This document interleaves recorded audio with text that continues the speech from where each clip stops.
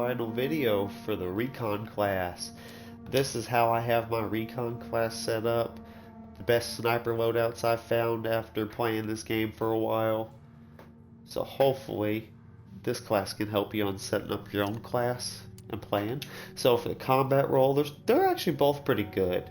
So you have a gadget that I'll go over later called the spawn beacon, which lets you use Pathfinder lets you spawn next to spawn beacons outside of your own squad. So if you have a sniper on another squad on your team that managed to put a spawn beacon in a really good spot, you could also spawn on it, which normally you wouldn't be able to do.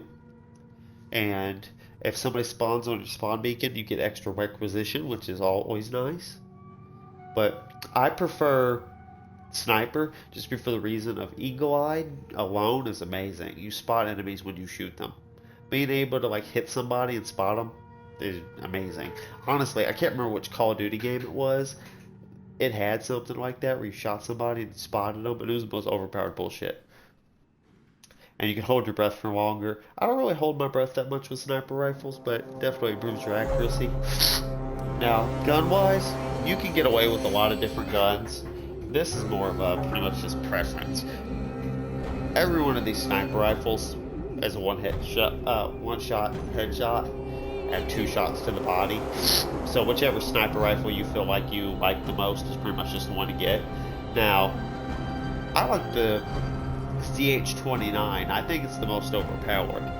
Now, I did lie. I said this previously. Not every one of these kills in 1 shot to the head. This is the exception. This actually takes 2 shots to the head to kill.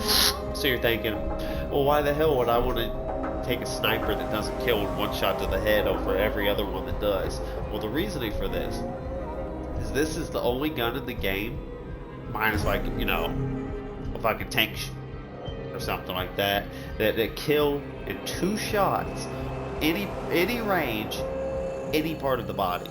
Yeah, you heard that right. You could be 500 meters away laying prone, and if I nick you in the foot twice with this, it will kill you. It does over 50 damage a shot. It's fucking overpowered. I don't know how they never fixed it. But I use the standard 3x sight on it. And then, let's see, specializations here.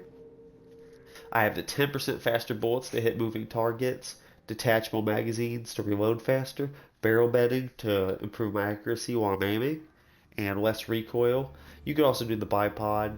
You're going to be more long range, but with this weapon, if you're one of those aggressive recon players that likes to be more up into action, this is amazing because you can still get some close range kills with it if you manage to squeeze those 2 shots off. Now as a recon, you want to, you know, obviously stay back. It's more beneficial for you, but you absolutely have to be a more medium range player. You can't go wrong with this gun. Sidearm, same as all my other videos. If you have the accuracy to hit headshots, this kills in 1 shot to the head. Take the revolver. Otherwise, it's whatever. Same thing with the melee weapons. Now, the grenades for this class, this is pretty much another one of those classes you can use whatever. Smoke grenades can be really good.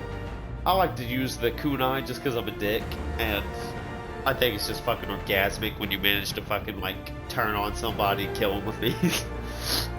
But any of these would work with this class, honestly. Usually you're going to be too far from the action to bother using any of these grenades. Now, there's most of these.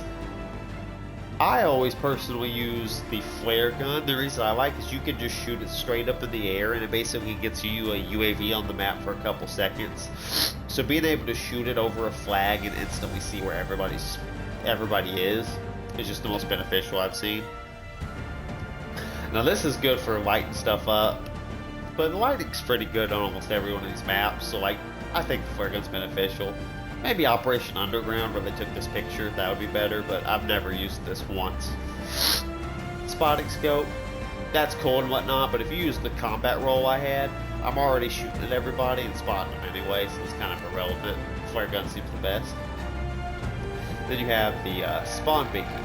Spawn beacon allows you to place it anywhere within the confines of the map, so if you manage to sneak behind enemy lines and put a spawn beacon down, even if you die, if nobody finds that spawn beacon, your entire team can spawn on it. Now, it has a use of 3 spawns. Once 3 people have spawned on it, it'll disappear. But if you manage to get it behind enemy lines, your entire squad can spawn on it, even after you've died. You can get a pretty good flanking gameplays with it.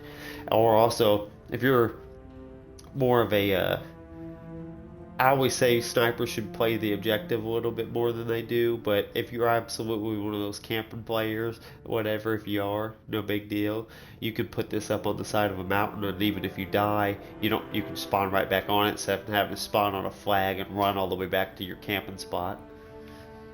You can also use the rifle flag.